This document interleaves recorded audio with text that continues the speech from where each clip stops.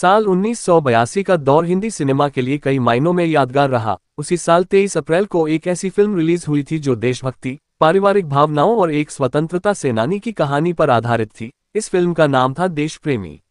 ये फिल्म मनमोहन देसाई के निर्देशन में बनी थी और इसका निर्माण उनके बड़े भाई सुभाष देसाई ने अपने मूवी टोन बैनर तले किया था। दिलचस्प बात यह है कि फिल्म की मूल कहानी का आइडिया J.M. देसाई का था, लेकिन कहानी को आगे विस्तार देने का जिम्मा प्रयागराज ने संभाला और पटकथा कवि पाठक ने लिखी थी। वहीं संवादों की बात करें तो वह मशहूर अभिनेता और लेखक कादर खान के खाते में गए, जिनकी संवाद लेखन शैली ने उस दौर की मसाला फिल्मों को अलग ही पहचान दी थी। फिल्म की कुल लंबाई करीब 2 घंटे 55 मिनट की थी और जब ये पर्दे पर आई तो दर्शकों ने इसे खूब सराहा। हालांकि बॉक्स ऑफिस पर इसका प्रदर्शन उम्मीदों पर खरा नहीं उतरा। इस फिल्म में अभिनय करने वाले कलाकारों की सूची काफी लंबी रही। मुख्य भूमिकाओं में अमिताभ बच्चन, हेमा मालिनी, परवीन बाबी, शम्मी कपूर, प्रेमनाथ, नवीन निश्चल, उत्तम कुमार, परीक्षित साहनी जैसे कलाकार शामिल थे। इसके अलावा अमजद खान, प्रेम चोपड़ा, कादर खान, शर्मिला टैगोर, जगदीश राज और जीवन जैसे सितारे भी सहायक भूमिकाओं में नजर आए। कलाकारों की इतनी बड़ी फौज होने के बावजूद फिल्म को बॉक्स ऑफिस पर केवल औसत करार दिया गया। इसका सबसे बड़ा कारण ये था कि फिल्म का सपोर्टिंग कास्ट उतना मजबूत साबित नहीं हो पाया जितना कि अमिताभ बच्चन की सफल फिल्मों के लिए जरूरी होता था। 70 और 80 के दशक की अमिताभ बच्चन की अधिकतर हिट फिल्मों में उनके साथ विनोद खन्ना, शत्रुघ्न सिन्हा, ऋषि कपूर या शशि कपूर जैसे स्टार्स मौजूद होते थे जो दर्शकों को खींचने का अतिरिक्त आकर्षण पैदा करते थे, लेकिन देश प्रेमी में ये कमी साफ दिखी। इस फिल्म की लागत करीब 1 करोड़ 80 लाख रुपए थी और इसने लगभग 3 करोड़ 60 लाख रुपए का कारोबार किया।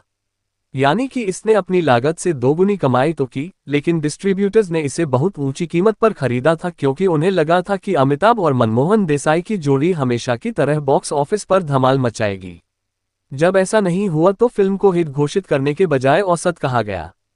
अब अगर उसी साल की टॉप फिल्मों पर नजर डालें तो विधाता, प्रेम रोग और नमक हलाल जैसी फिल्में बॉक्स ऑफिस पर धूम मचाकर ब्लॉकबस्टर और सुपरहिट साबित हुई, जबकि देश प्रेमी टॉप 10 में रहते हुए भी औसत ही कहलाए।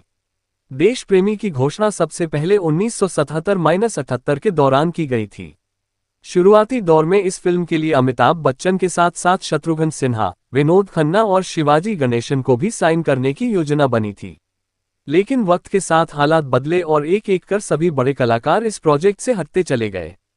शत्रुघ्न सिन्हा और अमिताभ बच्चन के बीच फिल्म काला पत्थर के समय से जो मतभेद शुरू हुए थे, वे दोस्ताना और शान तक आते आते इतने गहरे हो गए कि दोनों एक साथ फिल्म करने से बचने लगे। दूसरी तरफ विनोद खन्ना, जो इस फिल्म को लेकर काफी उत्साहित थे, 1980 तक ओशो के आश्रम से जुड़ गए और उन्होंने फिल्मों से संन्यास ले लिया।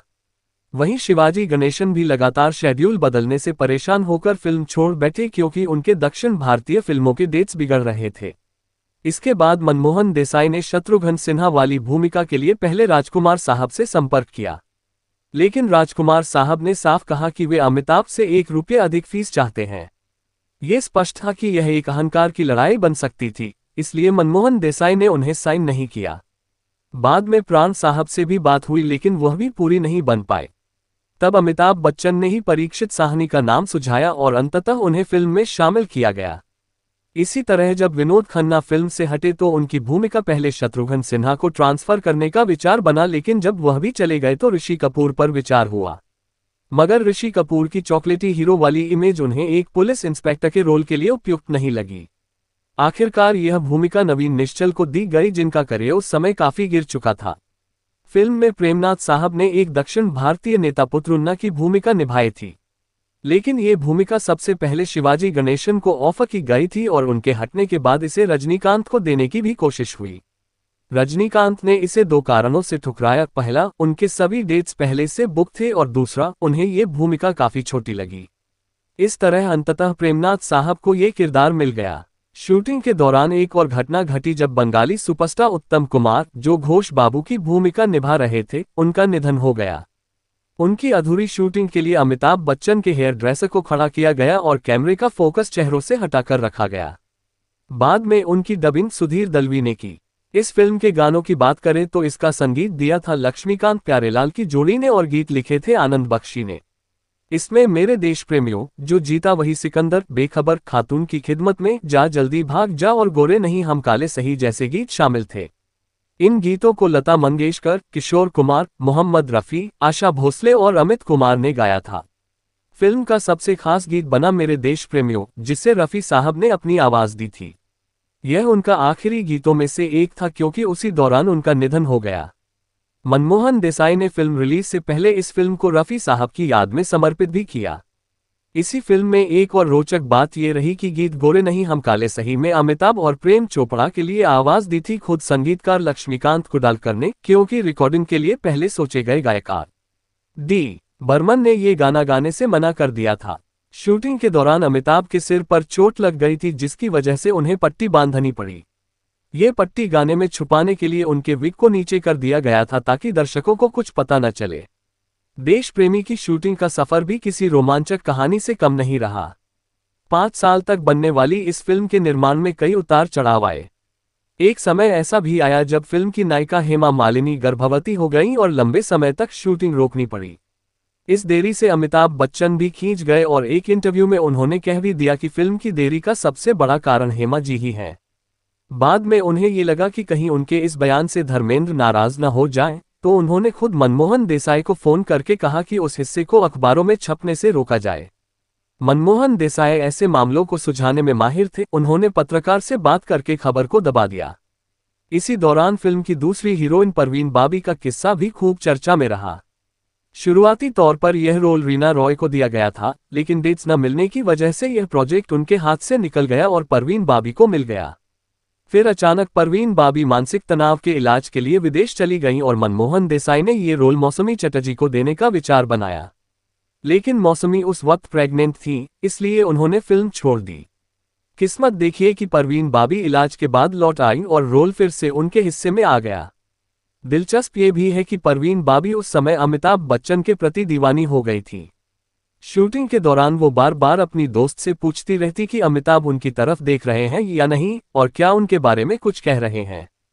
कई लोगों का मानना है कि जब फिल्म सिलसिला से परवीन बाबी को हटाकर रेखा को ले लिया गया तो उन्हें लगा कि अमिताभ की फिल्मों से बाहर होने पर उनका करियर बर्बाद हो जाएगा। यही डर उन्हें और भी असुरक्षित बना गया। शम्मी कपूर का किस्सा भी बड़ा दिलचस्प है। देश प्रेमी वह पहली फिल्म थी जिसमें शम्मी कपूर सिख सरदार के रूप में दिखाई दिए थे, लेकिन शूटिंग के दौरान वह बार बार अपने वेशभूषा, पगड़ी और गेटअप को लेकर शिकायत करते रहते। मनमोहन देसाई को ये सब सुनकर गुस्सा आता और वह कहते कि अगर शम्मी कपूर इतने साधारण किरदार में इतनी फरमाइशें कर सकते हैं तो बड़े किरदारों में पता नहीं क्या करेंगे। एक और मजेदार किस्सा है फिल्म के गाने जा जल्दी भाग जा का।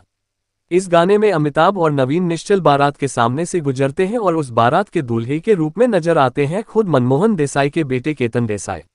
उस समय केतन अपने पिता को फिल्म में असिस्ट कर रहे थे और अक्सर इस तरह छोटे छोटे रोल कर लिया करते थे। फिल्म का संगीत हालांकि उतना यादगार नहीं बन सका जितना मनमोहन देसाई और अमिताभ बच्चन की फिल्मों से उम्मीद की जाती थी, लेकिन फिर भी 3 गाने खातून की खिदमत में, जो तुमको हो पसंद और मेरे देश प्रेमियों 1982 के बिना का गीतमाला में जगह बनाने में कामयाब रहे। शूटिंग के दौरान कई मजेदार और अनसुने किस्से भी बने। उदाहरण के लिए अभिनेत्री शीतल को पहले फिल्म में एक छोटी भूमिका के लिए चुना गया था, लेकिन उन्होंने इंटरव्यू में कहना शुरू कर दिया कि वह अमिताभ बच्चन की हीरोइन है। जब ये बात अमिताभ के कानों तक पहुंची तो उन्होंने नाराज होकर शीतल को फिल्म से बाहर करवा दिया और उनकी जगह ज्योति बख्शी को ले लिया गया। इस फिल्म की एक और बड़ी खासियत ये थी कि इसमें अमिताभ बच्चन ने डबल रोल किया था। दिलचस्प बात यह है कि 1982 का साल अमिताभ के लिए डबल रोल का साल रहा। उसी साल उन्होंने बेमिसाल और सत्ते पे सत्ता में भी डबल रोल किया। इनमें से सत्ते पे सत्ता बॉक्स ऑफिस पर धमाल मचा गई। बेमिसाल को आलोचकों ने खूब सराहा और अमिताभ को फिल्मफेयर अवार्ड्स में नामांकन भी मिला, लेकिन देश प्रेमी इन दोनों के बीच कहीं खो गई। उस दौर में मनमोहन देसाई और प्रकाश मेहरा के बीच भी जबरदस्त प्रतिस्पर्धा थी।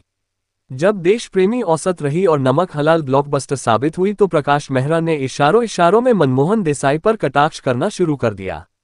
मनमोहन देसाई चुप नहीं बैठे और जब 1985 में उनकी फिल्म मर्द ब्लॉकबस्टर बनी तो उन्होंने तंज कसते हुए कहा कि सिर्फ असली मर्द ही मर्द जैसी फिल्म बना सकता है और शराबी लोग सिर्फ शराबी बना सकते हैं। फिल्म की एक और दिलचस्प बात यह रही कि इसमें शर्मिला टैगोर ने हेमा मालिनी की सास की भूमिका निभाई, जबकि असलियत में दोनों की उम्र में महज 11 साल का ही फर्क था। इसी तरह अमिताभ बच्चन हेमा मालिनी के ससुर बने और साथ ही परवीन बाबी के पिता और भाई के रूप में भी नजर आए। यानी दो अमिताभ बच्चन फिल्म में मौजूद होने के बावजूद परवीन बाबी के रोमांटिक अपोजिट वे नहीं थे। यही वजह है कि यह फिल्म एक अजीब सी कास्टिंग का उदाहरण बन गई। देश प्रेमी की बॉक्स ऑफिस पर असफलता के पीछे कई कारण गिनाए जाते हैं। एक तो मजबूत सपोर्टिंग स्टारकास्ट की कमी, दूसरा उस दौर की टेक्सटाइल स्ट्राइक जिसकी वजह से मुंबई का फिल्म कारोबार बुरी तरह प्रभावित हुआ, और तीसरा फिल्म की रिलीज डेट आगे बढ़ाने का जोखिम न लेना। मनमोहन देसाई ने चाहा तो था कि फिल्म को बाद में रिलीज किया जाए, लेकिन डिस्ट्रीब्यूटर्स के दबाव में आकर उन्होंने वही तय तारीख रखी। संगीत की बात करें तो फिल्म का सबसे यादगार गीत मेरे देश प्रेमियों बन गया, जो आज भी गणतंत्र दिवस और स्वतंत्रता दिवस जैसे मौकों पर बजता है। इस गाने ने फिल्म को अमर कर दिया। भले ही फिल्म औसत रही, लेकिन इस गाने ने इसे इतिहास में खास जगह दिलाई। आखिरकार कहा जा सकता है कि देश प्रेमी उन फिल्मों में से एक थी जो अपने निर्माण के समय जितनी बड़ी लग रही थी, पर्दे पर आकर उतनी बड़ी साबित नहीं हो सकी। ये फिल्म न तो मनमोहन देसाई की सबसे बेहतरीन फिल्मों में गिनी जाती है और न ही अमिताभ बच्चन के करियर की सबसे सफल फिल्मों में, लेकिन इसमें जुड़े किस्से, विवाद, दिलचस्प कास्टिंग और मधुर गाने इसे हमेशा यादगार बनाते हैं। तो दोस्तों, ये थी 1982 की फिल्म देश प्रेमी से जुड़ी पूरी कहानी, इसके निर्माण से लेकर रिलीज तक के रोचक किस्से और अनसुने तथ्य। ये फिल्म भले ही बॉक्स ऑफिस पर बड़ी कामयाबी न हासिल कर सकी हो, लेकिन इसमें अमिताभ बच्चन के डबल रोल, रफ़ी साहब का आखिरी गीत, परवीन बाबी और हेमा मालिनी से जुड़ी चर्चाएं और मनमोहन देसाई की निर्देशन शैली ने इसे हमेशा के लिए यादगार बना दिया। अगर आपको यह वीडियो पसंद आया हो तो इसे लाइक जरूर करें, अपने दोस्तों के साथ शेयर करें और चैनल को सब्सक्राइब करके बेल आइकन दबाना बिल्कुल न भूलें, ताकि ऐसे ही दिलचस्प वीडियो की नोटिफिकेशन आपको सबसे पहले मिले। मिलते हैं अगली वीडियो में एक नई फिल्म और उससे जुड़ी अनसुनी कहानियों के साथ। धन्यवाद।